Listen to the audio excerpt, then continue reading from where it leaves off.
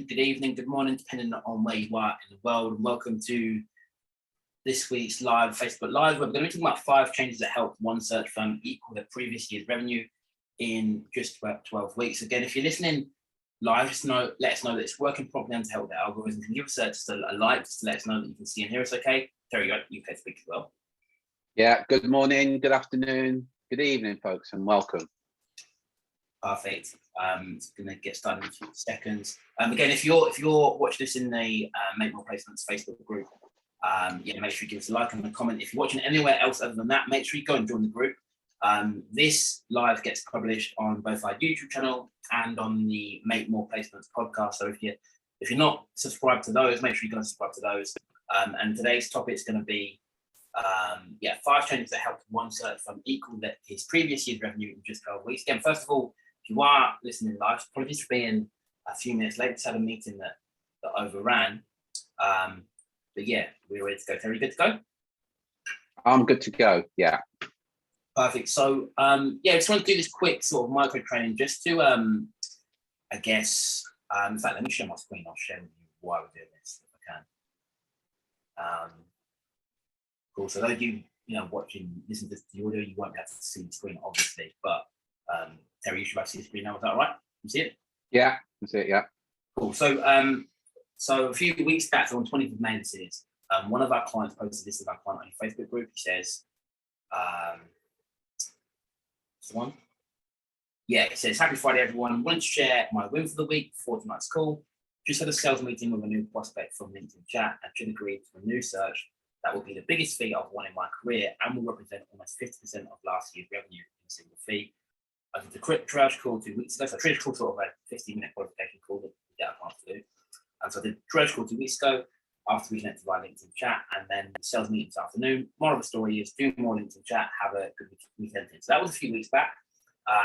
We got one search off the back of this process that was worth 50% of, almost 50% of last year's revenue, which is good in of itself. And then this week, so this is on the 2nd of June to place this Thursday. Basically, about a week ago, he posted this in our Facebook group. Says, little update, just had another search signed off today. That's even larger than last week's. Combined, that puts me at 106% of last week's revenue just from the last 12 days. Enjoy the long weekend for those of you in the UK. So this is from our client who's based in Australia. So basically, back end of last year, I actually interviewed him for one of our trainings. He had gone for a really good year, got really good results in his business. Had one of his, I'm not sure if it was the best ever year, but definitely one of the best. It was his best ever year, yeah. Was his best year last year. So it's not. I think sometimes when you see wins like this, or even with our clients when they get really good results or seemingly drastic results, like 106% in just 12 weeks. It's always good, don't get me wrong, but sometimes it comes off the back of a bad year, right? So you had a bad year, and then you start the new year well. Therefore, the percentage-wise, it's a big increase. So, but which would still be good, and still, everyone deserves recognition for that. But I think what impressed me most about this particular client is actually last year was a really good year, which was still, better than what he normally does, better than what I guess his normal standards were. So this increase to me is even more impressive because it's come off the back of a good period rather than corrected a bad period. Anything you want to add to that? Yeah, a couple of things actually. I spoke to him this morning. I had a coaching session with him this morning. He's just got another deal this morning. Oh wow! As well, which you can imagine. When I spoke to him this morning UK time, it was his afternoon, so it's about 5 o'clock. He's based in Australia, and he just got off the call with another client that's he's just got another big deal as well. So that 100, it's worked out. He's going to do something like $250,000 in 6 weeks. Is the revenue that he's actually looking at. Let me just repeat that. He's going to do $250,000 in 6 weeks with these.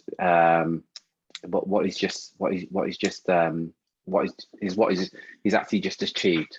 This is all retained search, and there's a number of things that he does to do that. One of the key things that he does that I'll go as far to say most recruitment and search firms don't do, but it's something that we encourage that you do, and that's what we call consistent business development. One of the challenges that a lot of recruiters have, they have this famine and feast. You know, one quarter they're smoking cigars, eating caviar and drinking champagne. The next quarter it's bread and water because they've got no placements, no sales coming in, and they have this lumpy income stream, so to speak. One of the things with consistent business development, regardless of where you are, so you might have just won 3 retainers. You've got a process in place that you're constantly doing business development, and that's exactly what Dan does. He does something we call chat, where he's reaching out to people on a regular basis. So number one is consistent business development, week after week, day after day. He never misses a day. 5 days a week, he's doing something around business development. But he knows the activity that he does is going to yield the results, and that's what matters. If you're doing that consistent, it completely eliminates that famine and feast. And what it means is ideally, many of our clients is you have more leads than you can actually handle. It's what we call the lead flow, which is where you want to be. Because the moment you're in that position, you're deciding who you work with, when you work with them, and what the fee is going to be. We've all been there, myself included, where you haven't got the business and the client makes a suggestion of something that you work on lousy fees, and you're kind of thinking, well, it's better to work on this lousy fee, maybe even on contingent, rather than nothing at all. When you've got this consistent business development, you don't think like that at all, because you just know you've got a ton of business coming in, a ton of inquiries coming in all the time. Anything to add to that, Drew? Yeah, I think this, I guess it's very simple, right? I think it's obvious the more consistent you are with development, the more business you win. Right? I think part of the problem that we see is that with the vast majority of recruiters, they have sort of the opposite effect, and almost this when they've got no pipeline, they focus heavily on business development. They win the business, get the business in, and then their focus sort of switches into filling on that, or delivering on that business. And the business development sort of suffers. And in doing that, what you create is this feast and famine sort of yo-yo income, right? So if you're in your business right now, if you experience like an inconsistent revenue level, it's probably because your focus is being switched as the tide changes. So 1 minute you focus on business development, get the business in, get the money in, then you focus on delivering. Again, you deliver, you do well there, but then you sort of back at square one, and you sort of your focus is being switched, which is what the vast majority of the market does. One of the shifts that Dan made, and by the way, to be clear, he made the shift last year, sort of get reaping the rewards now, but they were made sort of way back, is that he now has, he spends 30 to 40 minutes a day on several sets of activities that just focus on business development, right? And in that activity, because it's only 30 to 40 minutes each day, no matter how much he's got going on, no matter what he's delivering on, no matter what else is going on in his business, he can make sure he does those minimum at a bare minimum. Which gives him this consistent lead flow, consistent pipeline, which means that he's never sort of having to rush around for business. He's always got this consistent flow coming in, which has been, helped him last year, but it's one of the things that he's sort of reaping the rewards of this year. Second sort of big change he made, again, just remember, I'm going to go for 5 of these. The first is consistent business development. Second one is he moved up the food chain. He's now going for higher fees. Right? So this is one of the, I guess, most obvious but most overlooked strategies for increasing revenue in the business. Is just simply going after bigger clients, or going after higher fees, bigger roles, right? And that's one of the things that Dan has done this year. He's just moving up the food chain. So where the process was working the same last year, now because when it works, getting higher fees, it's obviously getting more reward. Is there anything you'd add to that? Yeah, funny enough, I was talking to a client only yesterday about this, and at the moment he's doing about 40,000 a month. In UK sterling. His average placement fee is about 10,000. And the reason that he booked the meeting with me, he wants to double his sales over the next 12 months. So his thinking is he's doing four placements a month every month right now, and he wants to double it. So he's got 3 consultants. So what he wants to do is eight placements a month every month. That's just one way of looking at it. If his average placement fees is 10,000 as it is now, if he was to just double the salary that he's working at, so his average placement fee was now 20,000, What it would mean is he's still only doing 4 placements a month every month, but now he's doubled his sales because he's moved. If you move further up the food chain, and anybody that's been in recruitment for any time will know that the more senior the role that you recruit at, the easier it is. And there's almost this conflict with recruiters. They go, oh no, I'll go in at entry level, or lower salary, because there's more of that business about. There is more of that business about. There's also more competition as well, but it's also a lot more difficult. It's at that level where you're going to get candidates ghosting, you're going to get clients not returning your calls. But you recruit a business critical role, and you'll notice a shift in not just in the client's attitude, the hiring manager's attitude, but also the candidate's attitude as well, by moving up the food chain, as we call it, and getting higher fees. And it's the same amount of work. So the client I was talking to yesterday, he will do the same amount of work, 4 placements a month, every single month, but now his average placement fee is 20,000 rather than 10,000. He's now got a £1 million a year business, doing exactly the same amount of work by moving up the food chain, so to speak. So that's number 2, higher fees. Number 3 is having some sort of system in place, some sort of sales system in place. If you watch any professional, be it a professional sports person, be it a politician or whatever, whoever it is, anybody in a profession, one of the things that they don't do is they don't just wing it. They don't just, how did you do that? Well, I just winged it. Many recruiters, in terms of the sales process, what they tend to do is they just wing it. They haven't got any process or system in place to ensure that if they follow this process, the outcome they pretty much know. And until you've got a system, you've got a process in place, it's really difficult to scale your business. So going back to Dan's got a process in place for the business development, for getting the higher fees, but also for when he gets the meeting, there's a process that he follows, a system that he follows that ensures that the outcome is consistent time after time after time again. Because until you've got that system, you haven't got any consistency. Does that make sense, Drew? Yeah, it makes perfect sense. And I think, like you said, I think the biggest thing that I see is that recruiters sort of go into sales meetings, like I said, and they just wing it. They think they've got the gift of the gab, and they may do. They're good at getting on with people. They almost enjoy that aspect. But when you sort of drill down the numbers, even if they're doing well in their business, drill down the numbers of how many of these sales meetings actually turn into sales. A lot of the time, they're leaving a sales meeting, they're getting on with the client perfectly, everyone's getting on, but they're leaving without any business. And it happens with solo recruiters. Dan's a solo recruiter, so it's just him in the business. But I think as well, it becomes almost more important when you start bringing consultants on, and you show them the right. The amount of consultants that we see fail, not because they're bad at what they do, because they haven't been given the correct system. So now we're talking about sales particularly, but it could be in any part of the business. If there's no structure to follow, no system to follow, it's difficult to pinpoint why someone's not performing or why someone's failing. And the same in your own business. And again, it's one of the big shifts that Dan made. He'd always been comfortable selling, always been comfortable selling, but he had a repeatable system that he now goes in and knows that whenever he has a sales conversation with a prospect, what he's saying and the order he's saying it is giving him the best possible chance of winning the deal for the right fee and on the right time as well, which is again very, very simple, but something that 9 times out of recruiters never have, and something that's obviously been he's seeing the reward for now. So that's number 3. And number 4, and again, this is off the back of his consistent business development, but what he has now is able to generate more appointments in his business and more sales meetings, more sales opportunities. So I think the last time I spoke to him, so Terry, you spoke to him this morning, so it may have changed. He was generating between 40 to 50 conversations, or sales, not sales meetings, 40 to 50, 15 minutes, so we call them triage groups, right? 15-minute conversations with hiring managers every single month. He's doing this without cold calling, without any cold email, without any sort of, I guess, like old school outreach. He's just doing this just off the back of LinkedIn. So there's a process that he follows on LinkedIn that he sort of generates, an average 2 meetings a day of hiring managers booking into his calendar.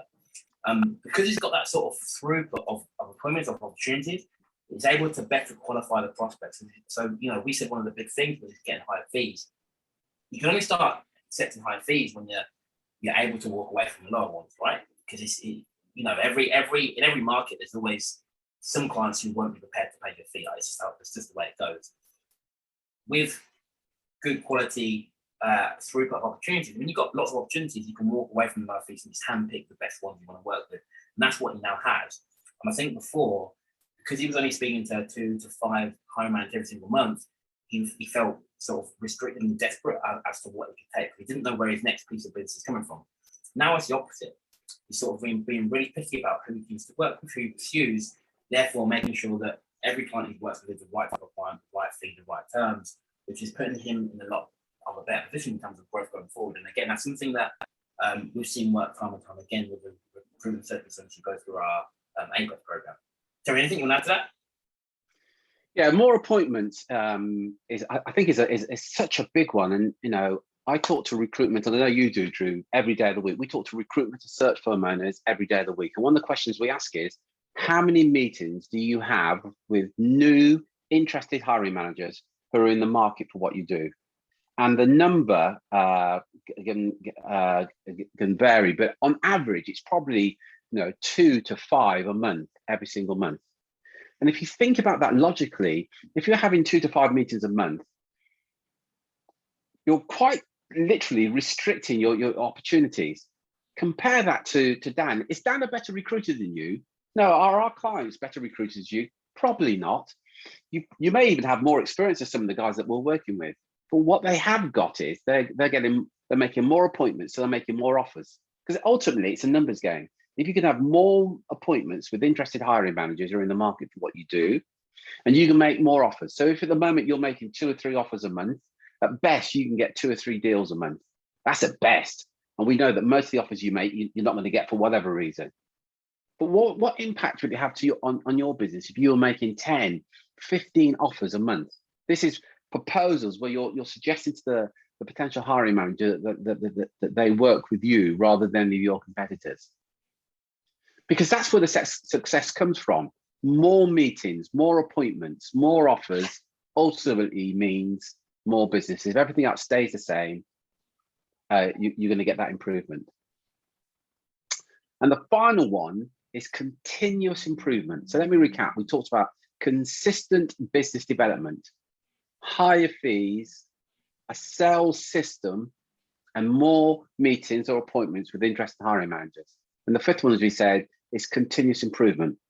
So if you look at those first 4 ones, so consistent business development, if you're going back to that all the time and saying, how can we improve that? How can we improve the number of the amount of business development we're doing? How can we improve the quality of the leads that come in? If you look at the second one, which is higher fees, and if you're, think about it, if your average fee at the moment is I think I said 10,000.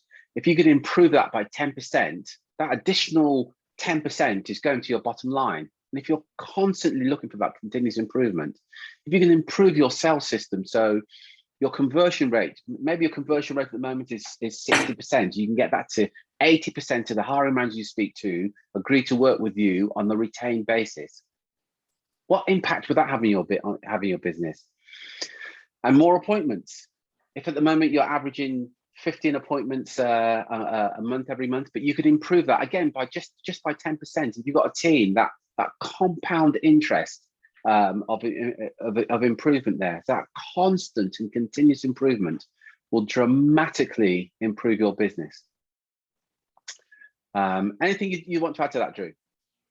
No, nothing to add. I mean, look, continuous improvement you can do in every area. I think, again, it's one of these obvious things.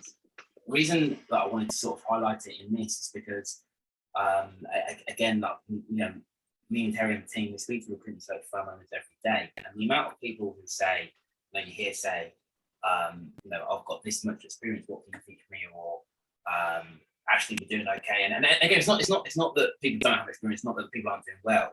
But I think the difference with Dan and the difference with all of our successful clients, actually, the most successful ones, is that no matter how experienced they are, no matter how well they're doing, no matter how much they know or what they've achieved in the past, they're always looking for ways to better that and improve that.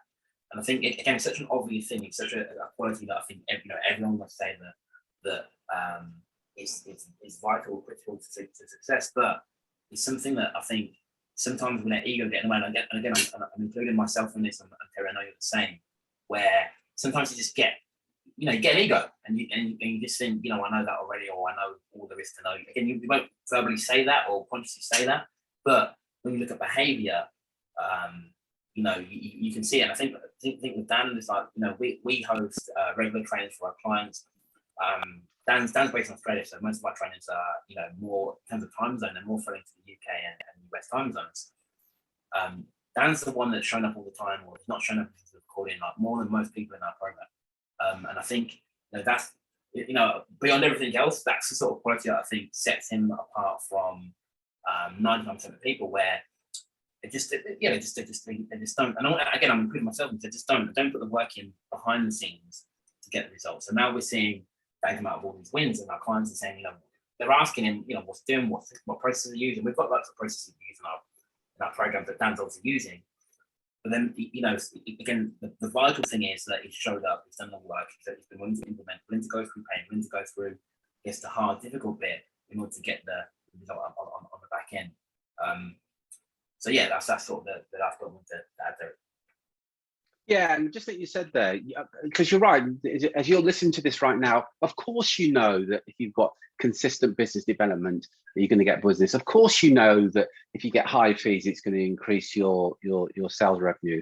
Of course you know that, you know, having a system and the process in place for the sales part of the process means you're going to get improvement there. You know that you need more appointments. You know that if you then continue to improve on all those. But here's the thing that then Drew, the point that Drew made there, you do know, but it's not the knowing that brings you to the success. It's the actual doing. No, so if you're sitting there thinking, well, you know, I've been in recruitment for 10 years, 5 years. The guy said to me the other day, I've been in recruitment for 3.5 years. What can you teach me now? It's like, are you kidding me? That's what's going to sell yourself short with that kind of thinking. All our clients that we work with are experienced recruiters, you know, with a wealth of experience. But it's not the knowing, it's the doing.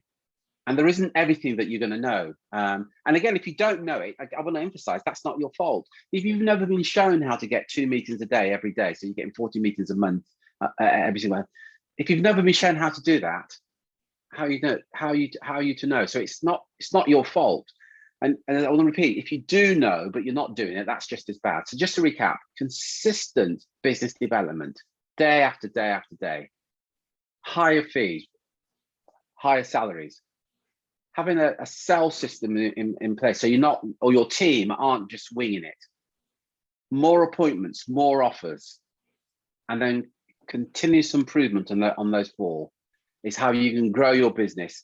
And by the way, you could double your sales over the next 12 months by doing those things with no additional cost. All that additional income though is going to your bottom line.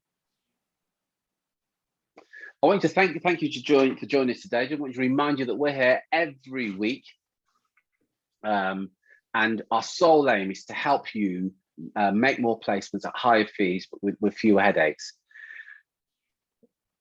And these are absolutely free. These webinars that we do here are absolutely free. We just want to give you as much content and value as possible to help you achieve what it is you want to achieve in your market. In this actual podcast. Thanks for reminding me, Drew. So come and join us again next week, because we're here every week. Drew, thank you very much for your input today.